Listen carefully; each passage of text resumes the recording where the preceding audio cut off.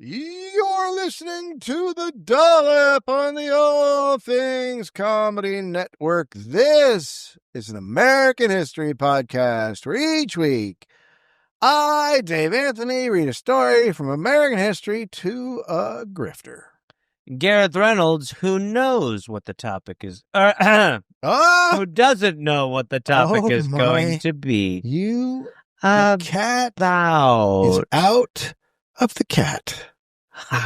That's called birth. It is birth. Yeah, the cat had a baby. You know, cats can have, a litter of cats can have more than one father. Did you know that? No. Yeah. A litter of cats can have different fathers. Those dirty little cats. Yeah, they get out there and they, that's why they keep howling after they get banged once. They're like, keep it going. They like that. But lady cat is having a night. You know what's always made me laugh about cats? They have litters and then they use litter. Now that's pretty interesting. I thought we were having a good time with the facts. No. But just think about that for a minute. Now that must get pretty confusing down at the old cat factory. Hey, how was your litter? It was good. I used it this morning. I pooped in it. You pooped in your litter? Of course. What else is it there for? Those are your babies. I mean, not once they come out of me, that's what poop is. Your babies? You pooped on your babies? Yeah. Well, no. Then why just say the litter? Oh, man. Anyway, you can watch Gareth's I'm a Cat stand-up tour, which is just cat material, him as a cat. You can go to GarethReynolds.com, click tour, and there's a cat tab. And just hit that. Oh, this is part 2 of the Bo Gritz. What? Oh, yeah, right. August 30th, 1993. So, Bo's come back from... Can we just say, what a part 1? He's come back from his latest mission. He's come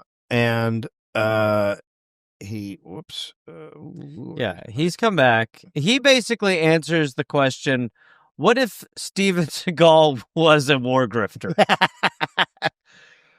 Well, he's now an icon. He came back more famous than ever. He's the one brave man who has enough balls to go back to the Southeast Asian jungle. So far, we've been on a hate tour. I just started hating Hollywood. I already hated politics. The military I hated, and now we're hating, like, the talk show circuit. Sure. Yeah. He's going to save our POW boys, right? He's the one guy. He's the one, even though in actuality he hadn't saved anyone. And in fact, created one POW and then abandoned him and then fled to America. But still, he is now seen as, like, this badass who's going to get our boys back. That's great. Yet now it's time for Bo's big reveal. A congressional subcommittee invites him to present his evidence. The nerves that must have been going through. You think he gets nervous, or he's such a liar that he's like, I got this? I think he's a liar, and I think that he's getting so much positive feedback from the press and the talk shows and everything else that, that he thinks he can say whatever he wants. So the congressional, this hearing, it's the biggest spotlight he's ever going to have on him. And he's ready for it. As his first bit of proof, he presented a bag of bones to the U.S. Embassy in Thailand to be analyzed. He presented that to... Proof that there's POWs. But who did he present that to? He gave it to the U.S. Embassy in Thailand. Oh, okay, gotcha. Hey, Bo, anything else? I found these bones at a POW camp, and it's just a little hard for us to let you know that they're working our men to death out there. So the POWs are dead. So what is the point? No, this one was alive. You abandoned him, and I could have got him out. I mean, these are bones. And then by the time I got to him, he was bones. But he wanted out. He wanted out. Okay. I have been sucking the bones to tell what his last thoughts were. So those bones were delivered to... A bag of bones. Those bones were delivered to Richard Armitage. It's also funny to imagine him just finding these bones. Like, that's perfect. Like he's on a little bone mission. So they're delivered to Richard Armitage in D.C., he's done a lot of work for the U.S. government, Armitage. At the time, he was the State Department's Southeast Asia chief. Mm-hmm. Before that, he was allegedly involved with the Phoenix program, which was a Vietnam War program to bring corporate management system to torture and murder of innocent civilians, so it would be more efficient. Yeah. Which we later do under Bush. Yeah. Under W. It's Abu Ghraib. Later in his life, he leaked the CIA agent's name to the press because she wasn't pro-Iraq war enough, which was the Valerie Plame affair. Mm-hmm. And he also might have been one of the main guys in Iran-Contra. So this guy's... He's great. He's a real player. So Armitage testifies that Bo's bag of bones don't actually include any American bones. Okay, so he's standing in the way of the bone bag. Yeah. Which is what I call my scrotum. In fact, it turns out the bones are mostly pig bones.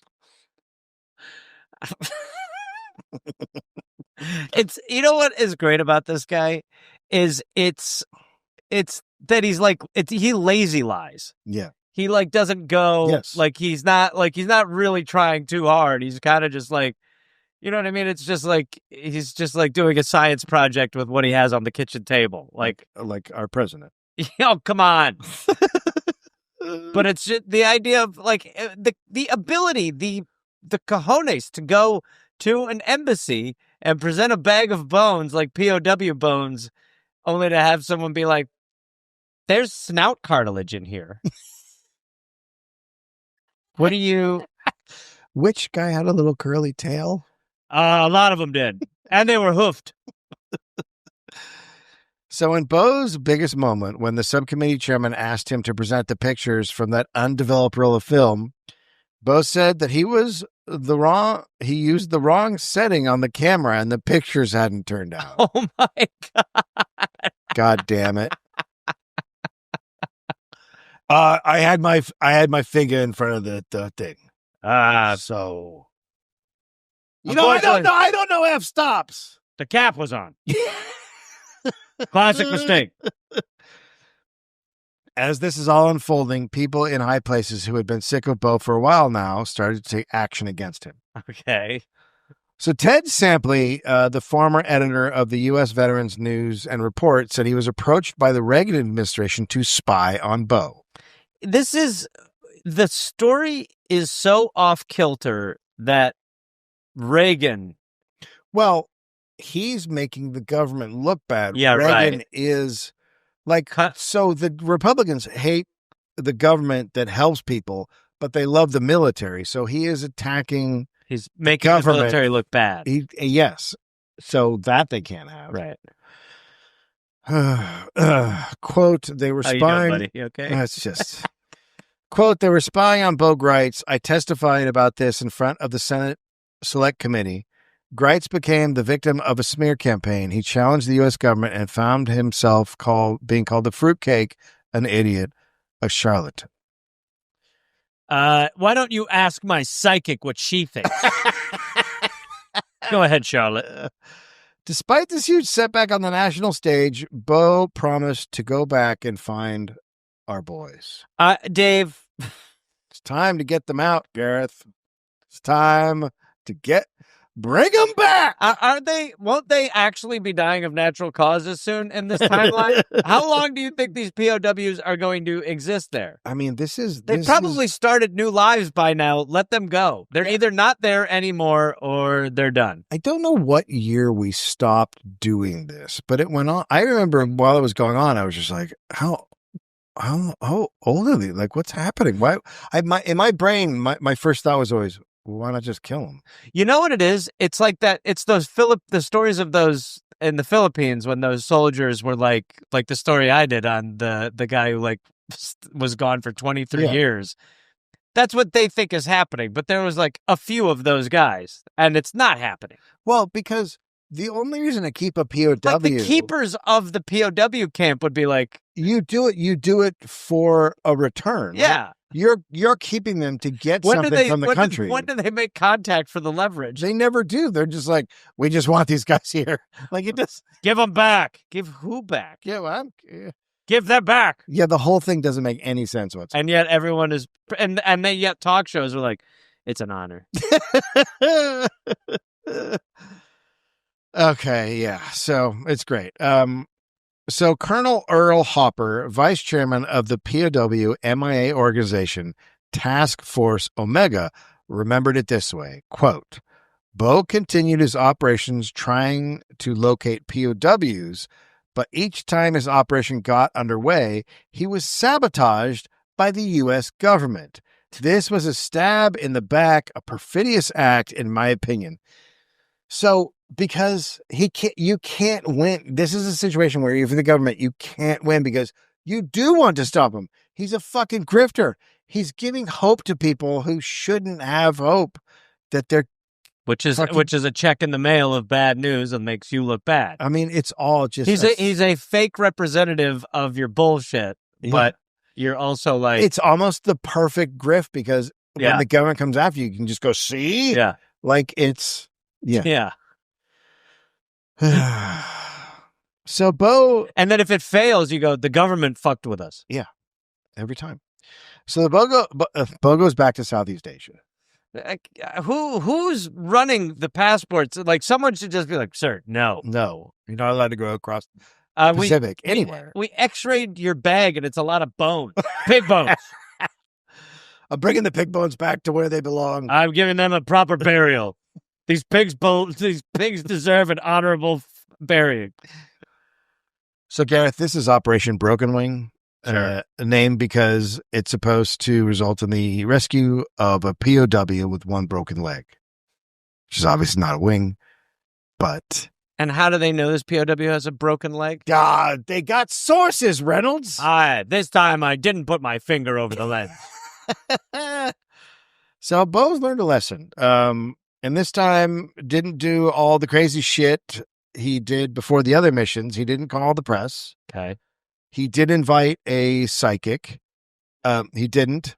There are no blondes. No sex workers. You can say it. But the mission is still, it's not great. Okay. After Bo claims that an exiled Laotian general named Kong Lee traded him 3 POWs in exchange for a boat ride to Paris. That Bo is saying that he got 3 POWs? Yeah. In exchange for a boat ride to Paris, because that's what he's giving a guy. That's what Laotian generals want. People don't know. I've always seen myself as Parisian. I want to open a boulangerie. I want to go to Paris. I really would love that. Do they really call it Gay Paris? Now, are you French? Because you're... Oui. He found a fake French lady. I'm obsessed with the French culture. I love it.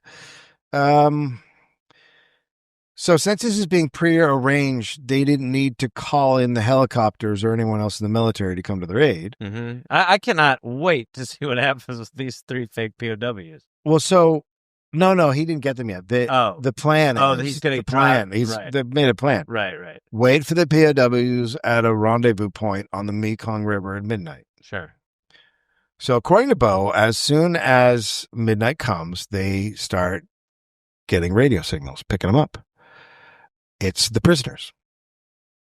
Wait, so hold on. They're talking on the radio.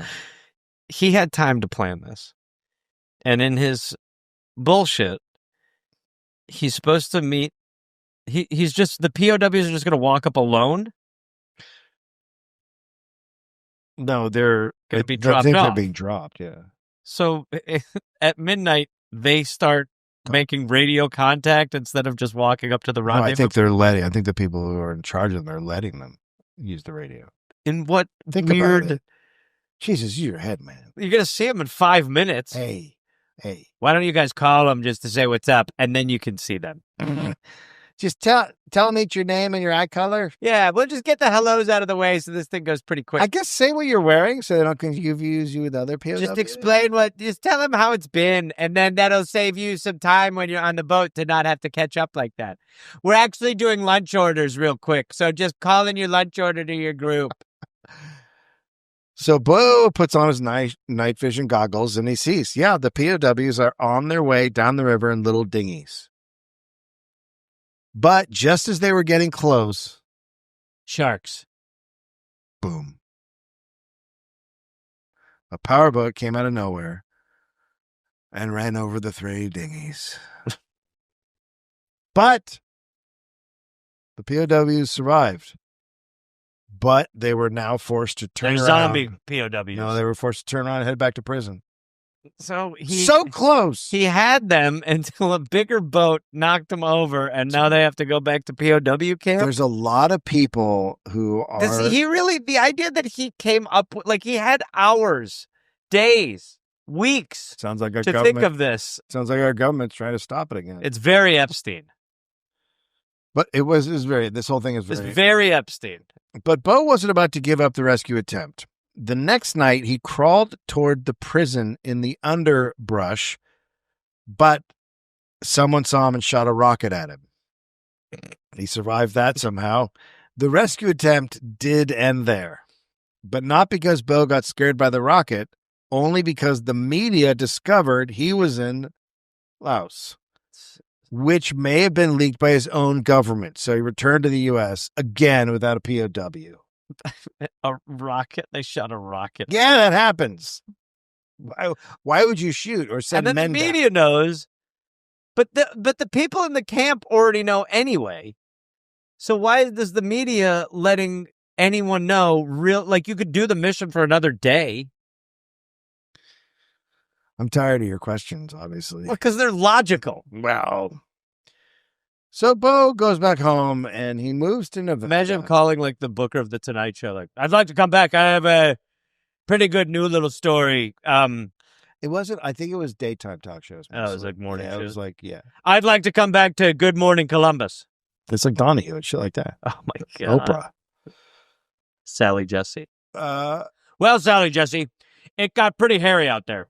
Well, why? I shouldn't say Oprah, because why would Oprah have Bo Gritz on when she really just has high quality people on, like Dr. Oz? She doesn't do fake war heroes. Phil. She does fake doctors.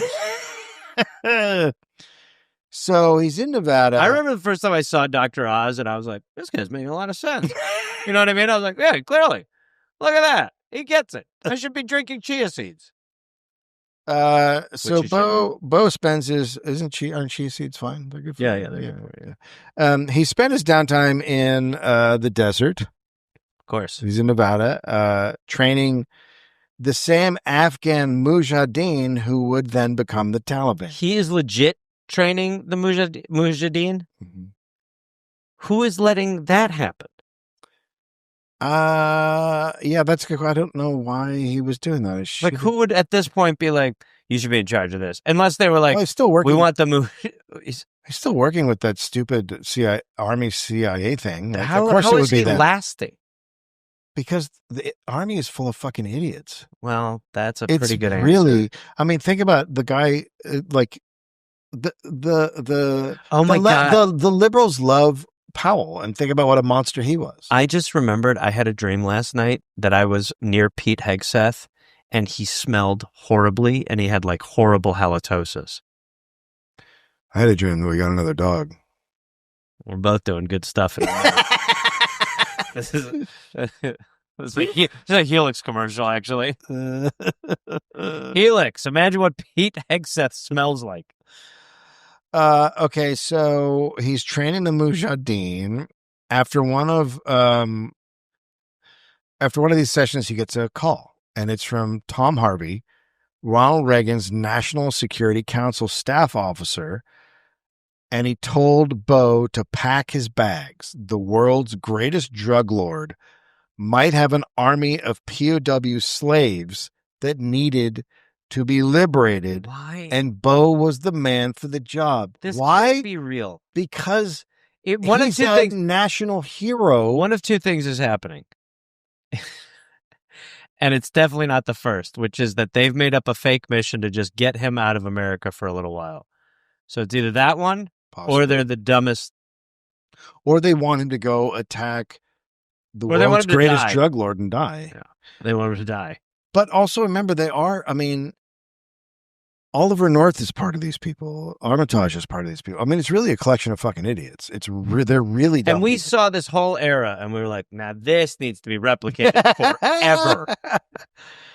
Well, the right has always been doing this shit. It's never stopped. But this is like, isn't this right around when it was like, oh, now we're getting it. We're figuring it out. I mean, they're doing Iran Contra. Yeah, that's what I mean. They're deep in all kinds. That's what I mean. They're like, this is the model now.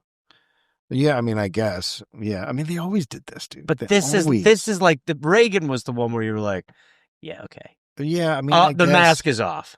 But I mean, no, because the mask was off during Nixon. Like he literally stopped. He stopped the peace process. Then we put a mask on for a minute.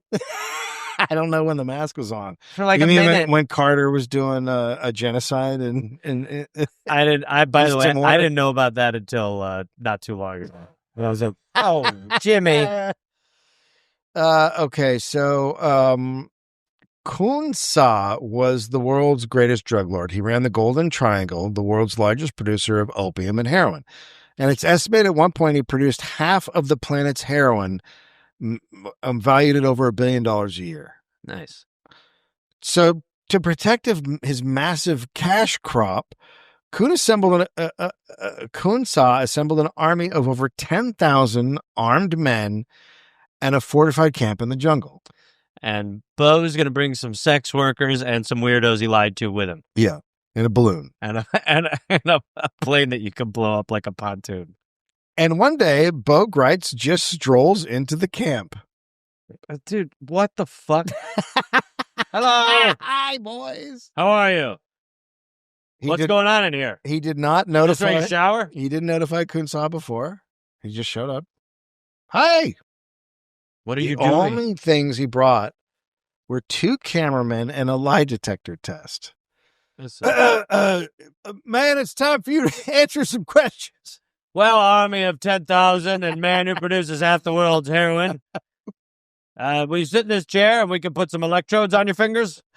Let's just settle this. All right. Now, we're not leaving until each one of you takes a lie detector test. These people are with the Washington Post.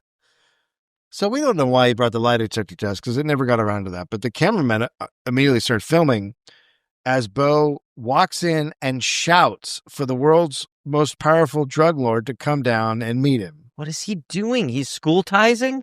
I think that he is now projected himself as a type of person and he has to live up to it. Even then, what was good about before was he would go on the bullshit and bring back the bluster. Yeah. Now, he's forgotten that step, and he's just going full bluster. Full bluster. From Bo's autobiography, quote, "In my mind's eye, I could see Kun Sa as some giant Star Wars-style Jabba the Hutt living in a jungle-covered Taj Mahal, slurping up virgins, surrounded by an army of Apocalypse Now-type mercenaries." This is so unacceptable for this to end up in your own book. This is his book. In my mind's eye, I was picturing Jabba the Hutt. Imagine the guy who showed him Star Wars. He's like, that was a fucking mistake. I should have shown that. I thought it'd be all right. Yes, wars, stars, good. So he's surprised to be met by a short, normal-looking guy from Myanmar, smoking a cigarette and wearing combat fatigues. Luckily for Bo, he loves the shit spot. He loves the Bo's rolling in like a tough guy. He's like, all right, you're crazy. I love it. He graciously welcomed Bo into his home / army base place. What? It's working? Yeah, because this is the type of guy you're like, look at this crazy asshole. You're like, look, game respects game. Yeah. Good for you. Bo, quote, "I noticed the throbbing vein in his neck and now thought how easy it would be to rid the world of its most infamous drug lord. I could break a stack of 7 bricks. Kun Sa's neck would snap like a twig." Is that Kun Sa who he's talking to? Yeah. So he literally walks in and the fucking leader's like, come on, you live here. What if I'm Bo? I Dennis Rodman, North Korea, that shit right there. I'm like, I'm not going to leave. Yeah. This is awesome. Yeah. This is great. Yeah. Luckily for Kunsaw, Bo was held himself back from snapping the neck. So the two men start talking and immediately about the army of POW slaves. And as the cameras roll, Kunsaw waved his hand away in a ridiculous way that says it's just a rumor. When you're the world's most infamous drug lord, tall tales get woven around you. See, here's why he's telling the truth. He's like, I'm the drug lord. Yeah, I don't need that. I'm a big drug lord. Why would I need that? What? He's confessing to the crime. He's like, I have 10,000 men. Why would I need like a couple hundred guys that just bring trouble on me? Like, why would I do that? Just release a couple of them. Put 2 of them in whiteface and hand them to me. But Bo's not done, and Kunsaw clearly had a light schedule that day because they keep talking for another 2 hours. There's footage of this? Yeah, apparently, yeah. Did you see the game last night? So the thing they talked the most about was the fact that the biggest customers for heroin in the world were working for the U.S. government. It's just this is honestly so good that it's happening. Kunsaw named names: CIA agents Daniel Arnold and Jerry Daniels, CIA Deputy Director for Covert Operations Ted Shackley, and lastly, Bo's enemy, Richard Armitage. Armitage, it would turn out, was the bagman who brought in the dirty money to be laundered at the Nugan Hand Bank of Australia. So Bo's gone on a POW fighting mission that doesn't exist, but because he just walked into this drug lord zone, is now getting the details of who in the CIA is buying all of the heroin illegally for the drug lord that they sent him to release the prisoners from. That's right. He's actually doing good work. I don't think that. I don't. So who would you classify this as good work? Yes. Yeah, it is because it's like, yeah.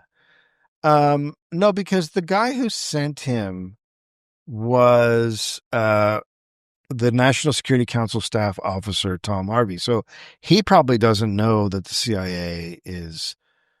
But I mean, good work for like us. Like yes. in the greater good, he's actually doing. No, I was just answering your question of like the government is doing it to itself. No, it's different parts of the government. Like they didn't send him knowing that he would. It's different parts. So the guy who sent him didn't know that he would. Yeah, but it's great because like if you have 2 hours of footage of them being like, here are all the people in the CIA who are buying heroin. You're like, what? That's good to know. So Kunsaw offers an olive branch to America and all its citizens who are suffering from all the heroin addiction. He's just like, which one's my camera? For $150 million and the recognition of a state for his ethnic group, Kunsaw will destroy all the heroin. Now, okay. If you're America, this is a good deal. No, you don't want that. Well, yeah, if you're like in earnest America. If you're like a regular person, this is a good deal. It's a good deal. But the government is obviously like, no, we need that. Well, because the CIA... Yeah, this is what they're using heroin and cocaine to profit their shit or whatever. So Bo couldn't believe this gold mine of information. He rushed back to the States and sent a copy of the tape to the White House and was quickly told, quote, Bo, there's no one here who supports that. Bo was devastated. Quote, almost immediately, the sky began to fall. Gareth, the Dollop is brought to you by Squarespace. Gareth, it's an all-in-one website platform designed to help you and help you succeed online and really conquer the world online. Become an empire. Dave, look, you can try to do your thing over there, do your little blah, blah, blah. We love Squarespace. We've worked with Squarespace. The longest sponsor we've had for reasons that are obvious. It is the best place to get your website, to build your website, all of the websites that we're associated with, all four.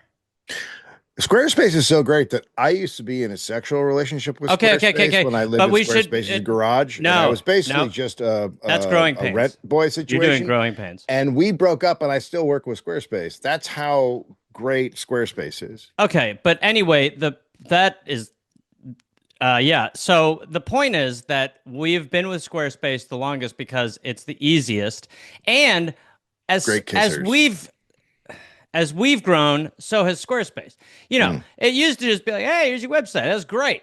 Now they're coming at you with everything. They're telling you how to build an empire. The eyes, the gentle touches, Yes. Okay. Anyway, so many things you can use Squarespace for. Hit them with a couple, Dave. Well, you can get paid on time with professional on-brand invoices. Boom. And online payments. Bam.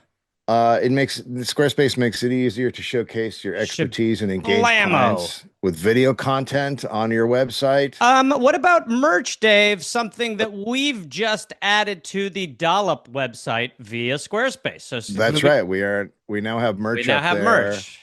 And, whether it ships to you, that's not their fault. That's going to land on someone else's shoulders. And sometimes they'll take you out for a dinner next to a river on a little. It's like they're teasing, and it's like, hey, I thought we were done. No, it's a website. It's pretty much, but they've got SEO tools. They've got it's a ton of good stuff coming at you with Squarespace. Just head over to squarespace.com/Dollop for a free trial. And when you're ready to launch, use offer code Dollop to save 10% off your first purchase of a website or domain. That's squarespace.com/Dollop for a free trial. And when you're ready to launch, use offer code Dollop to save 10% off your first purchase of a website or domain. I'm still here. I'm still waiting. You know what I mean? I've been seeing Squarespace. What? Gareth, the Dollop is also brought to you by Nutrafol. Nutrafol, of course. Look, everyone's seen millions of ads for hair growth and thought, yeah, like that actually works. And I thought the same thing, and then I started trying Nutrafol, and guess what? That actually works. Yes. Nutrafol actually works. It's a physician-formulated, clinically tested, and dermatologist recommended, which are all good things. None of those are bad things. No, and we were talking about this before. You're at live shows. People were like, "Whoa." Yeah, people are commenting about my hair at live shows. What'd you do to the old man who used to read the stories? Yeah, and I said that old sack of bones who used to just scream and not really know where he was. Where's he? And why'd you replace him with this young kid? What are you doing? And we would say, this is the same Dave, and they'd say, "Phew." Okay. Nutrafol is the #1 dermatologist recommended hair growth supplement brand trusted by over 1.5 million people. You can feel great about what you're putting into your body since Nutrafol hair growth supplements are backed by peer-reviewed studies, NNSF content certified, the gold standard in third-party certification supplements. I feel like what you were just doing there was How long have you been taking it? A couple years now, I think. So you've been taking it a couple years. People, you can notice a difference. I just started Nutrafol probably a month ago, so I'm still waiting to have people be like, "Whoa, who's this kid?" And I've opened a couple of them, and I'm rubbing them under my eyes. Nope, not recommended. Don't do that. Just seeing what happens there. But overall, everybody's loving it. We're both using it. Dave gets accused of being an imposter all the time. Things are good. See thicker, stronger, faster growing hair with less shedding in just 3 to 6 months with Nutrafol. For a limited time, Nutrafol is offering our listeners $10 off your first month subscription and free shipping when you go to Nutrafol.com and enter the promo code Dollop. Find out why Nutrafol is the best. I got a good tag for us.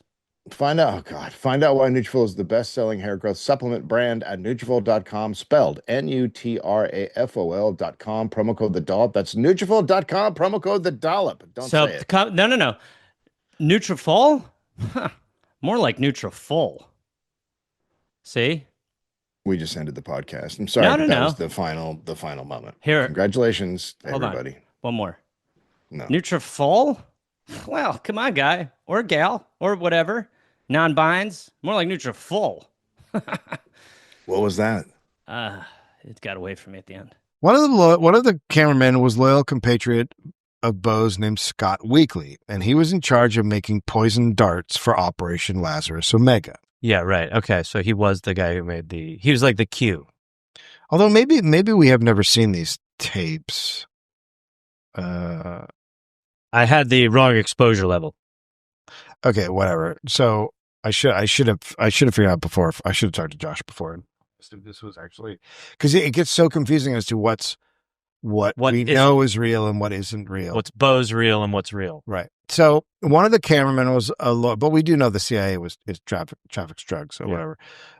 One of the cameramen was a loyal compatriot of Bo's named Scott Weekly, in charge of making poison darts for Operation Lazarus Omega. He had helped Bo train the future Taliban, and his nickname was Dr. Death.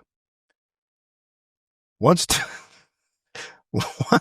we're now in a Marvel cartoon. Once Dr. Death arrived home in San Diego, he was picked up by the ATF and Customs Department, who proceeded to tell him that Bo sold weapons to Iran while he was working in South America. Essentially, they're saying that Bo did Iran-Contra. So many hits. Now, this is before the scandal broke, so they're accusing him of doing Iran-Contra before Iran-Contra breaks. Was mainstream.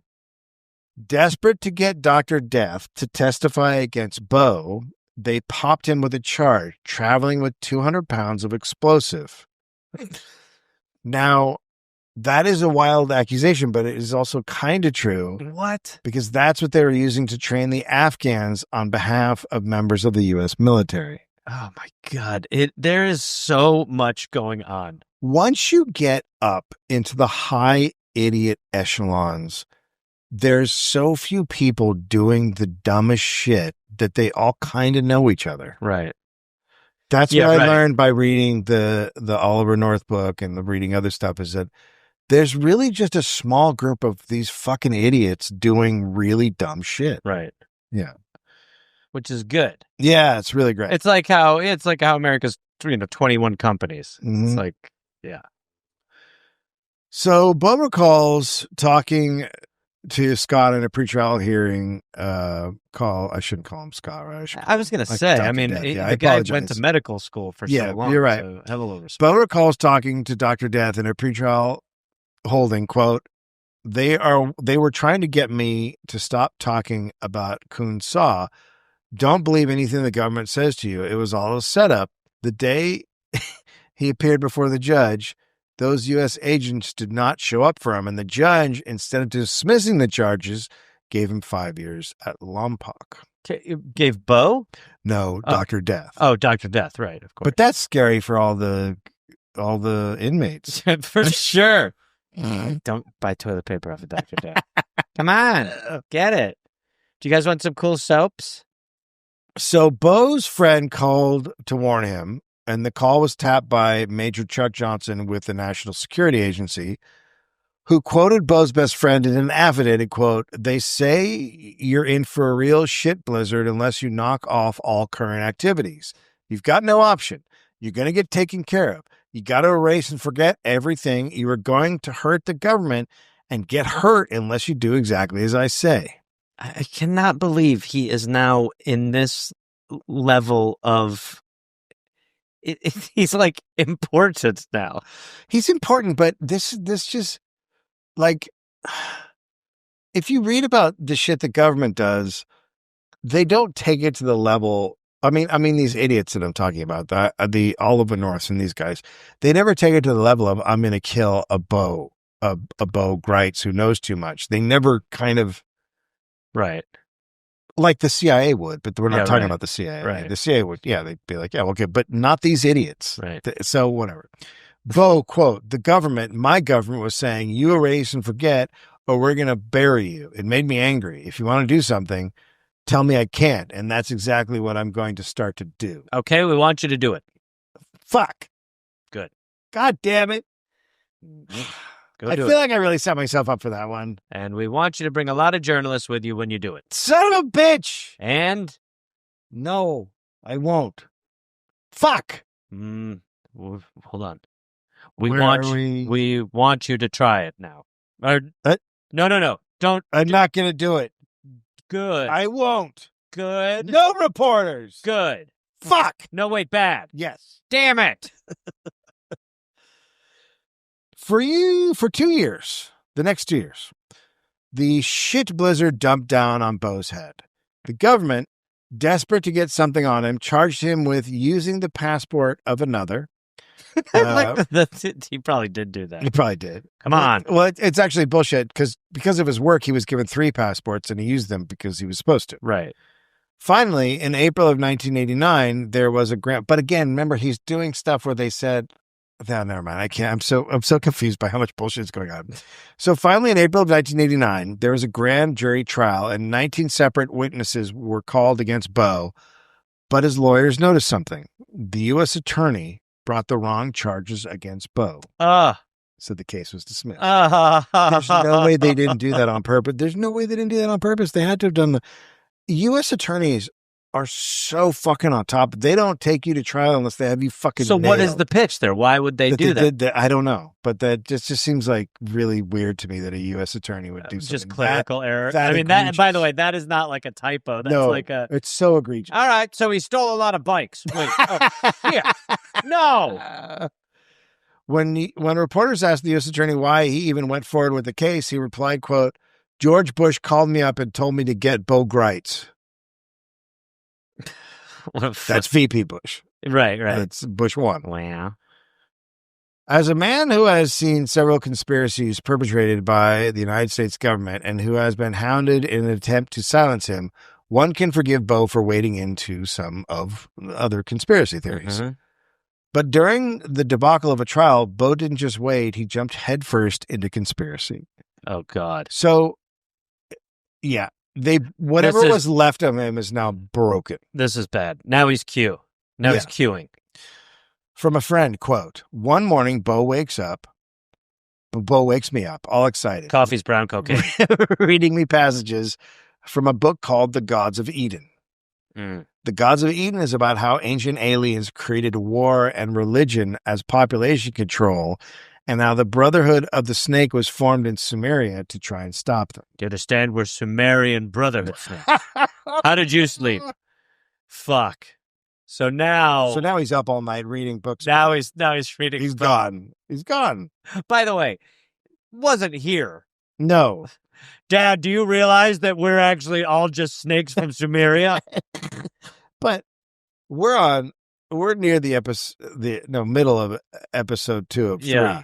And now we're episode 2 of 3. We're at the midpoint. Yeah. We're about to a sense of him like wearing human flesh, just like, I am the double god. Bo now believed that JFK was killed by Nazi bomb makers, that AIDS was created by the federal government, that Jonestown was an MK Ultra project, where in his time as Special Forces Commander in South America, he saw troops deployed to the airstrip to act as exterminators who were there to destroy the evidence. He became more Christian, especially leaning towards the conspiratorial side, like his belief about barcodes. Quote, "Oh my God, Dave, can I have a minute? I think we're going to see a literal mark of the beast. I think it'll be part of the globalist cashless system. I was on a radio program the other day and a lady came on and says, it sounds so easy. I'll have this mark. I'll go down to the grocery store. I don't have to carry money. This sounds wonderful. I said, yes, ma'am. But if you accept this system, the smoke of your torment rises forever." Are you talking to me? Are you talking to me right now? Yeah. Yeah. What do you mean? Because I'm just going to go pay. You want to pay with your mark? No, I just want to pay with a card. There will be a mark on whatever I'm buying. Yeah, well, that's the smoke of torment. It's going to eat you alive in your soul. From the Cheerios? Well, you're inviting the darkness of the Satan to come and take everything. Should I just pay with a cash? I'd use cash. Yeah. Okay, well, that's what it is. I'm glad we met. That first part of that is so Alex Jones'd. Yeah, this is very Alex Jonesy. Man, a lot of people go down this. It's crazy that we've survived this long with so many people. Well, it's pretty much over. But no, it is because it the truth is it's like there's like early Alex Jones, like early where you're like, oh yeah, exactly. Yeah. Like where you're like, yeah, that's exactly right. It's so fucked up. And then now he's like, we are, the frogs are aliens and this is the globalist agenda. Well, because once you accept that the U.S. government is, there's a lot of fucking heinous bullshit going on. It's not what you're taught in school. It's this other entity. Then there's nothing to hold on to anymore. And I think that's where we're peaking right now. Is like everybody from pretty much this political spectrum. There's still like some hangers on, obviously, but so many, even though Trump's approval rating's up with Republicans, but so many people now are like, this is bullshit. And then they start finding out what's bullshit. And they're like, exactly. It's King Tut. So he and his wife, who she's now old enough to rent a car, they leaned into the religious thing. Wait, who? Bo's wife? Yeah, remember she was 16 when they got married. Well, she's old How enough. long ago was that? That was a while ago. She's probably late 20s now. Oh my God. I feel like right now, honestly, in my math, Bo's 88. He's not. So they're leaning into the religious thing more, and they convert to the Church of Jesus Christ of Latter-day Saints. So they become Mormons. Good. So Bo is keeping his name alive by giving talks and survivalist trainings around the country. And he has a pretty big popularity among increasingly more fringe elements of the right wing. Mm-hmm. So when someone asked him to run for vice president on the populist party ticket, he jumped at it without asking questions. He was just like, fuck yeah, I'll be VP. He probably should have asked who was on the president part of the ticket. David Duke. It's KKK Grand Wizard David Duke. Oh my God. Oh my God. Oh, fuck. So it took him a little bit to come around and realize it's probably a bad thing, but he eventually decides to drop off the ticket. Man, when you've lost Bo, bro. He called, after he dropped out, he called Duke, quote, bigoted garbage dumped into a perfectly good container. I mean, all right, we could compliment him on something again. When asked why he joined in the first place, Bo said, quote, I didn't know anything about the Ku Klux Klan. That's impossible. Come on. That's impossible. Impossible. Even without Google. I thought they were a club of guys who wore costumes. Yeah. Hello, David. I'm excited to work with you. Oh, cool. Cool outfit. What is this for? Are we going trick-or-treating? I'm a little lost. Okay. Yeah, I'm sorry. You're a cyclop? You're what? What are we doing? All right. Well, let's go get this candy. Are you a real wizard or is this a photo op? What are we doing? Why are we dressed like this? Let me see my bag of pig bones. We look like ear candles. From a friend of Bo's regarding him joining the presidential ticket with the KKK chief, quote, this guy who has so much strength and decency and courage and conviction, tripping on his dick almost every turn he makes. So many people who have so much reverence for the guy, agonizing over watching him do these things that are, and there's no other word for it, stupid. I mean, he is tripping over his dick. He is tripping. I guess that is the thing is like, but he's saying he has this great conviction, but I also feel like in the first part, it was so much grifting. But is it?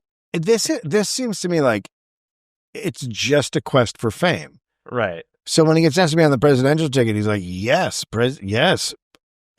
Not really like being like, oh, this could actually be worse for me. He just hears presidential ticket. Right. Like it just seems like everything he does, he just wants to be a fame climber. Yeah.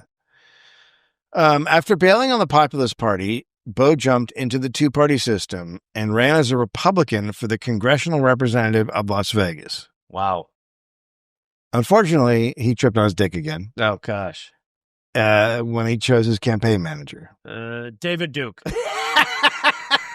David, I've never heard of you, but I'm excited to see what you can do, kiddo.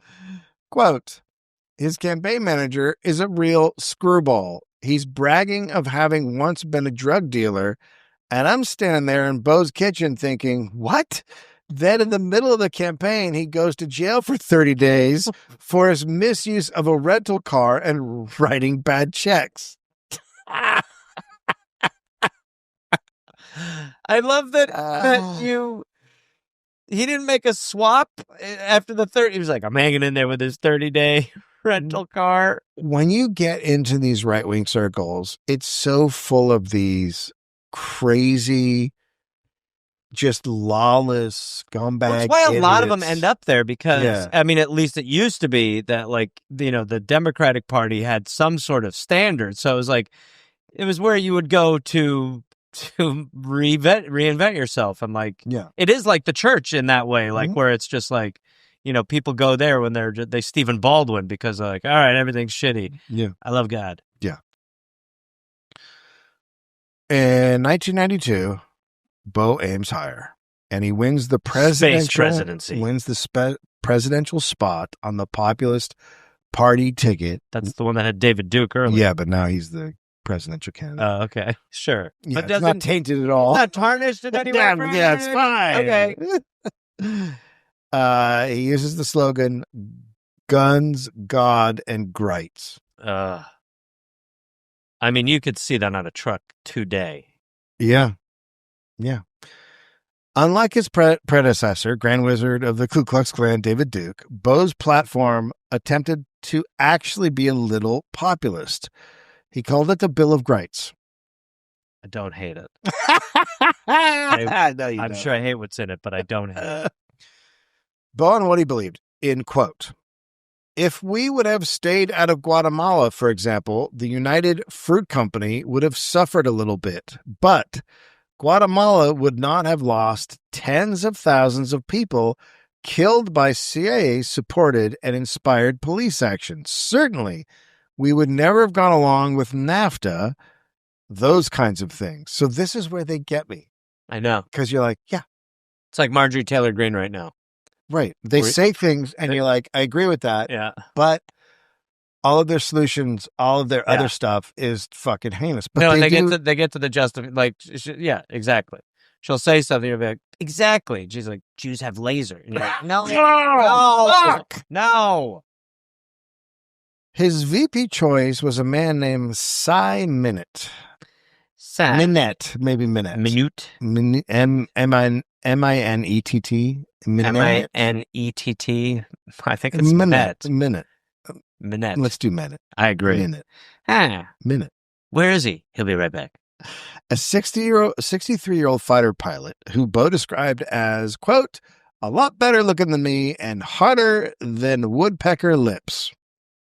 Because of the pecking. Mm-hmm. Cy was also a speaker. Please tell me this guy goes to jail. Cy was also a speaker on the Christian conspiracy circuit, selling cassette tapes with speeches like The Fearful Fed, an expose on bloodletting money changers. That seems very anti-Semitic. I was just about to say, it feels very smell of anti-Semitism. Veiled. Barely veiled. Yeah, barely veiled.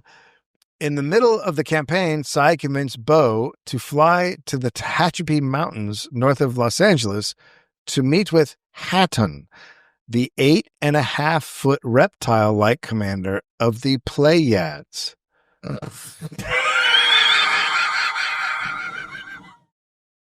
I mean, go back to David Duke.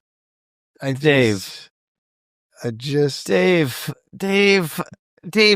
But you read this stuff and you go, yeah, of course they think that there's Jew lasers setting the mountains on fire. Like, they're fucking lunatics. I mean, look, if your vice president asks you to go to a mountain to meet an 8.5 tall lizard king, commander, you got to be like, look, I don't know if this is right. Quote. Oh, no. We got into this little storefront and Cy says, now I just want to verify this. Hatton himself is going to walk in and meet us. And the person said, yes, he'll be here.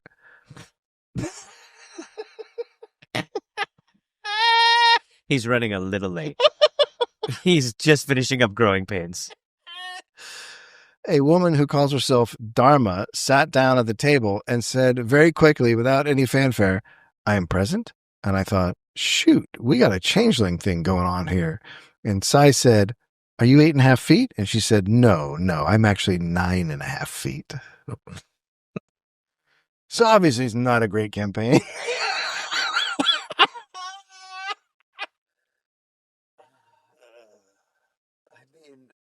I mean, what the fuck is happening? If you're gonna go with the lizard people, which I believe the lizard people is just pure anti-Semitism. But if you're gonna go with the lizard people thing, why do they appear as humans? I don't. Yeah. Like, why are you making them lizard people if they're, because it's, I don't know.